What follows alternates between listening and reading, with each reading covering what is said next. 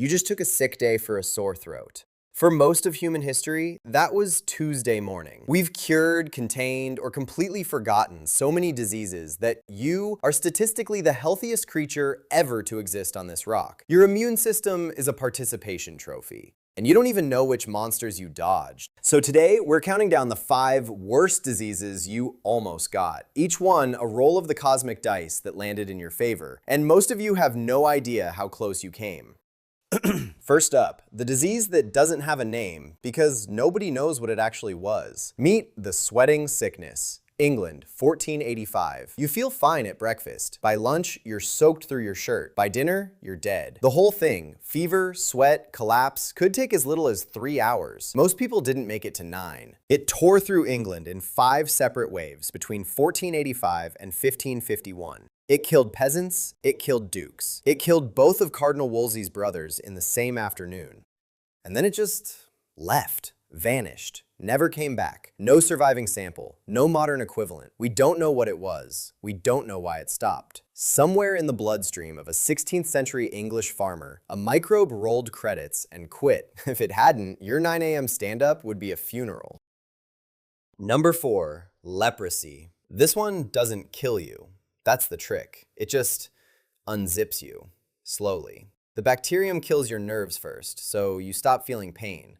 You burn yourself and don't notice. You wear a shoe with a nail in it for a week. Bits of you start going missing. Fingers, toes, most of a nose. In medieval Europe, getting diagnosed meant your own funeral while you were still alive. The priest would read your last rites. Dirt would be thrown on you. You'd be declared legally dead, which meant your wife was now a widow, your kids were now orphans, and your stuff belonged to your brother. Then they'd march you out of town to a leper colony, ringing a bell so the healthy could scatter before you got too close. Roughly 2 million people are still infected today. We have antibiotics now, which is the single greatest reason your nose is still attached to your face. Your great-great-grandfather had a 50-50 shot of knowing someone in a leper colony.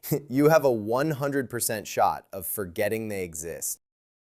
Number 3, and this one is personal. This one came for your grandparents. Smallpox, the single deadliest disease in human history. Not the plague, not the flu, smallpox. In the 20th century alone, the same century your grandmother was born in, smallpox killed an estimated 300 to 500 million people. That's the entire population of the United States, dying twice, inside the lifespan of someone you've actually met.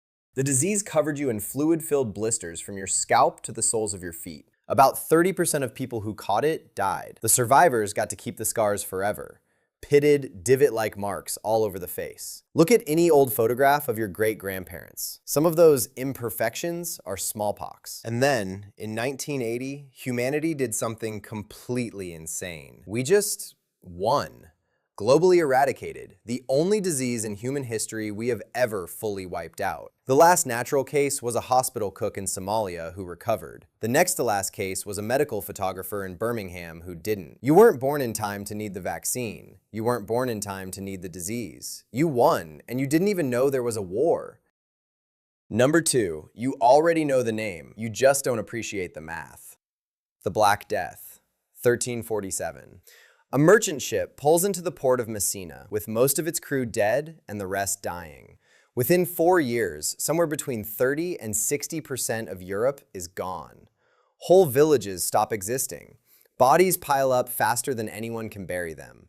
Plague pits in London are still being dug up by construction crews today. Here's the part nobody tells you. If you have any European ancestry, and statistically a lot of you do, you are not descended from people who lived in 1347. You are descended specifically from the ones who didn't die of bubonic plague. There is a filter in your family tree. You got through it. Your alternate timeline cousins did not. You exist on the lucky side of a coin flip that happened 700 years ago. And the kicker, plague isn't gone. Yersinia pestis, the actual bacterium that caused the Black Death, is alive and well. The CDC reports about 7 cases a year in the United States. You have probably eaten lunch within 50 miles of an active plague reservoir living inside a prairie dog colony. The only difference between 1347 and today is 1 bottle of doxycycline. And number 1, the disease you almost got that you also won't believe was a disease. Strasbourg, July 1518. A woman named Frau Trophea walks into the street and starts dancing. Nobody knows why. She doesn't stop. She dances for a day, then 2, then a week. By the end of the month, 400 people are dancing alongside her. They don't want to. They're sobbing. They're collapsing. Their shoes have filled with blood. They keep dancing. Dozens die of heart attacks, strokes, sheer exhaustion. The city's response, in fairness, is so medieval that it loops all the way back around to funny. The local doctors decide the cure is more dancing. They hire a band.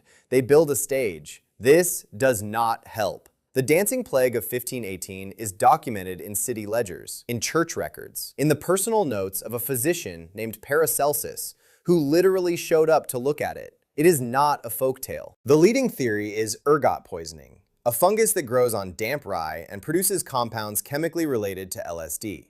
The second leading theory is mass psychogenic illness. The honest answer is, we still don't know. What we know is that in the year of our Lord, 1518, 400 people danced themselves into the ground, and nobody could stop them. And you almost lived through that. Your ancestors survived sweating to death in an afternoon. They survived losing their nose in a colony. They survived getting their face eaten by a virus. They survived being deleted from the family tree by a flea. And they survived dancing themselves into a coffin. You took a sick day for a sore throat. Some would call that barely evolved. Subscribe before the next one comes back.